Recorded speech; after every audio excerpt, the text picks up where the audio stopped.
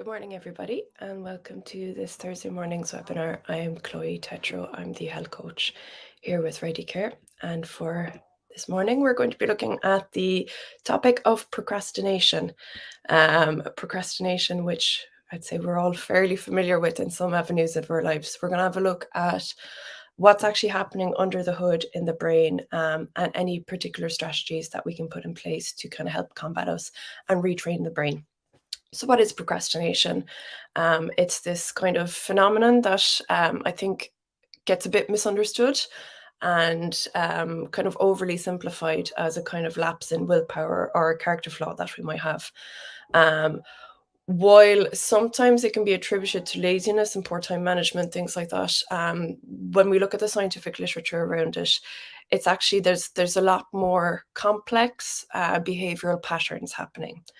So unlike the kind of simplified views that we can kind of bear as crosses sometimes, neuroscientist Pierce Still's comprehensive analysis called The Nature of Procrastination, which is a meta-analytic and theoretical review of self-regulatory failure, which is quite the mouthful, really, would have a look at the neurological roots of procrastination.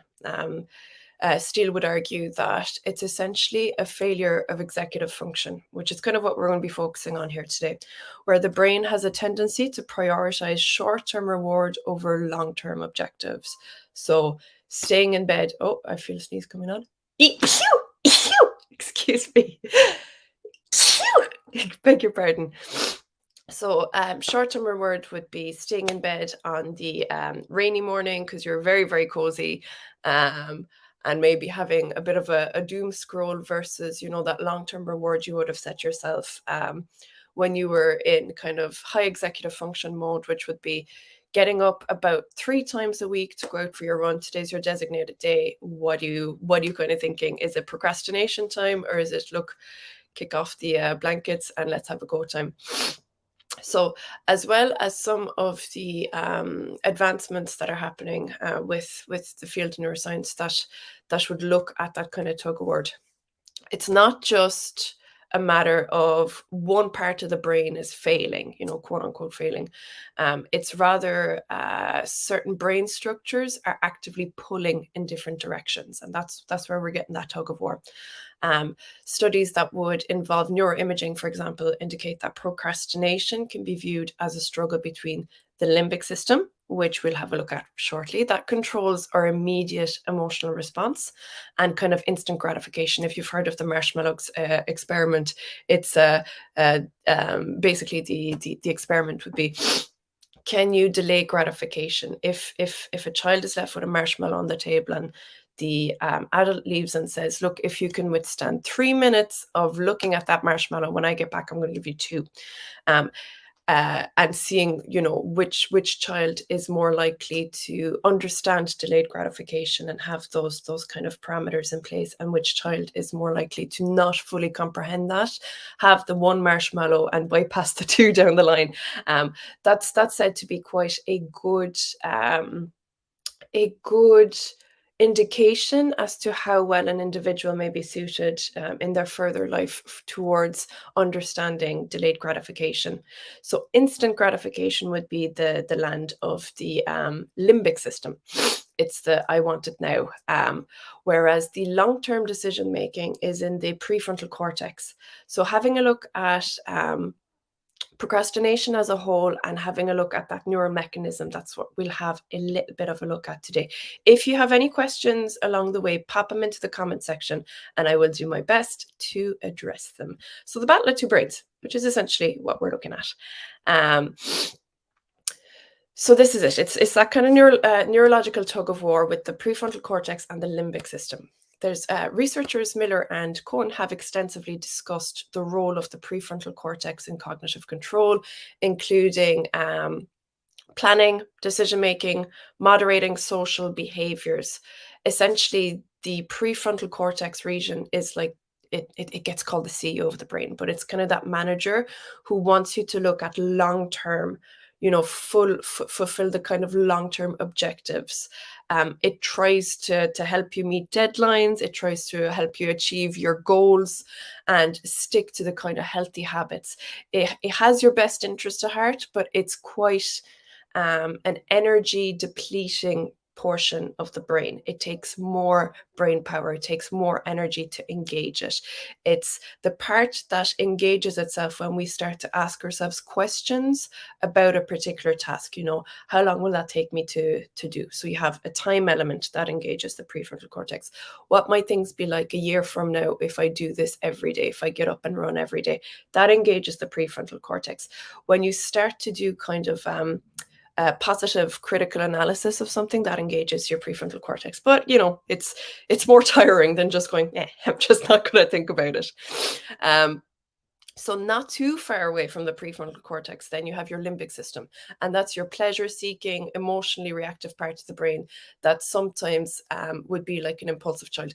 I like to call it the Veruca Salt, from Willy Wonka, that I want it now, and kind of petulant and capricious and will throw the toys out of the pram if it doesn't get it right now.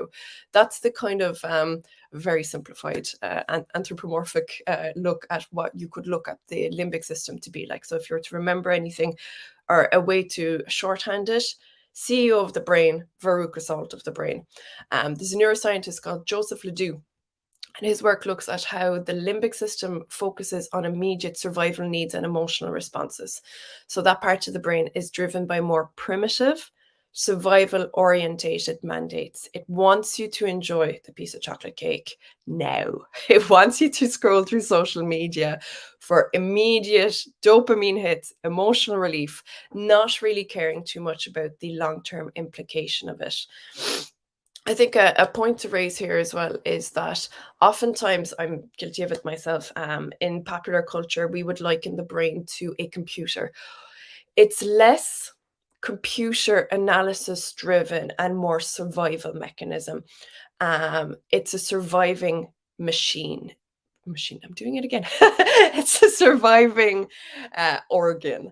It's there to make sure that you survive in the wild, you survive trials and tribulations of your external environmental factors. So it will place your comfort and your threat aversion, your aversion to danger, to discomfort, to all of those things as its strongest impulse. So we actually have to fight a lot more than we might initially think. We might think some people are just naturally born with a much, much higher level of motivation, drive, aversion to procrastination. That might be true, but most of the time it's practiced. It's a practice thing. So the more we practice procrastination, the better we get at it, basically. Which brings me on to my next point. Beep. Habit loops, the good, the bad, the fixable. And you'd know from the chats that I have in the mornings that nothing in the brain is set in stone. Everything is malleable. Everything can be practiced. Everything can be changed through repetition and putting enough of an emotional driver to the reward that you're going to get from it. Start small with anything to do with rewiring things. If you can start small and manage to do the very, very tiny incremental parts that come with creating a habit, rather than trying to force yourself, away from 0 to 90, it's going to become a lot easier. So it's not an isolated act, procrastination, but it's often a more extensive habit loop. It's very, very entrenched. It's explored through Charles Duhigg's book, The Power of Habit, which I mentioned quite a bit, which is quite, for those interested in neuroplasticity, rewiring the brain quote unquote hacking, as it gets known in the online sector. He gives a really good breakdown of the habit forming cycle into the neurological loop, which has 3 elements. You have your cue, you have your routine, and you have your reward.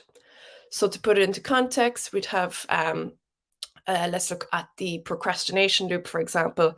The cue could be the feeling of being overwhelmed by an approaching deadline. So you have a deadline due in a week. That's your cue. You have a sensation happening. which triggers a routine. So that could be aimlessly scrolling through the phone because you're trying to avoid the discomfort. Remember, the limbic system's like, ich, discomfort. We hate that. That's not how we like to live. So it's trying to protect you from any degree of discomfort. So it's triggering the routine, which is avoidant routine, avoidant behaviors, aimlessly scrolling through, starting to watch Come Dine With Me from season 1 all through because that feels a little bit better. To give yourself that reward, and the reward would be the temporary sense of emotional relief. So even though that might seem fairly innocuous, that's I'm making it kind of simplified for the object of this particular chat, but you can see how those can become kind of interwoven into your everyday. The repetitive occurrence of something like that can lead to a deeply ingrained habit, and it can be notoriously difficult to break. And I will say this as an avid phone addict. It's incredibly difficult to break because essentially every time that you engage in any of these stacks of habit loops, and we have stacks, it's like the multiverse in what's that movie called with Matthew McConaughey, Interstellar. So there's like a multiverse where all these block lattices of habit loops that are all interwoven with each other and stacked on each other. The more often we repeat that behavior of doom scrolling, or that behavior of, getting into our comfort zone because of we're trying to avoid that level of discomfort, it ingrains that further and further and further. It entrenches it deeper and deeper, no matter how small it is. It makes it easier for your brain to use that as its shortcut to comfort.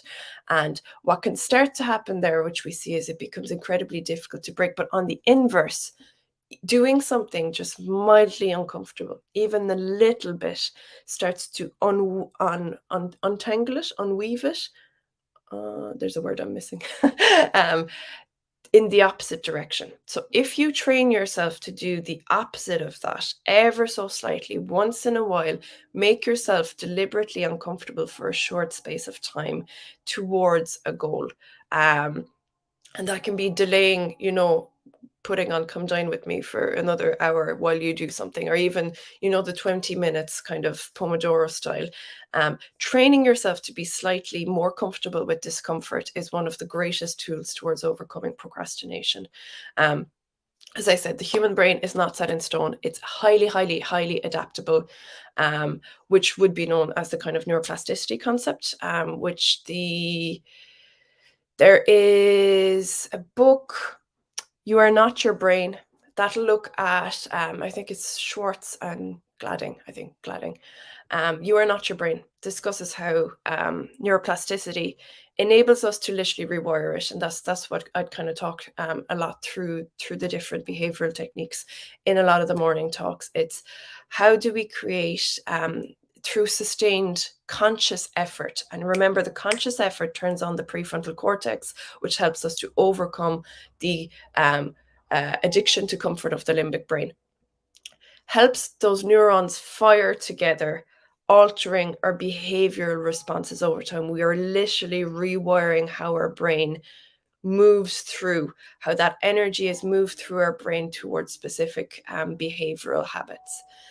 So what is a good old practical strategy to have a look at? So I mentioned it in passing there. There's a lot of different techniques, but just for the sake of brevity for this morning, what I'll touch on is Francesco Cirillo's Pomodoro technique, which is a very, very studied procrastination fighting technique.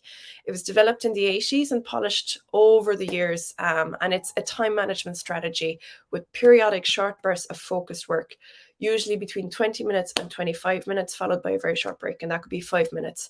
The Pomodoro technique, what's so effective about it is the ability to harness the power of the prefrontal cortex. Again, as often as we can employ the prefrontal cortex, it's going to be better for procrastination fighting. The planner, decision maker, taking control of the limbic system.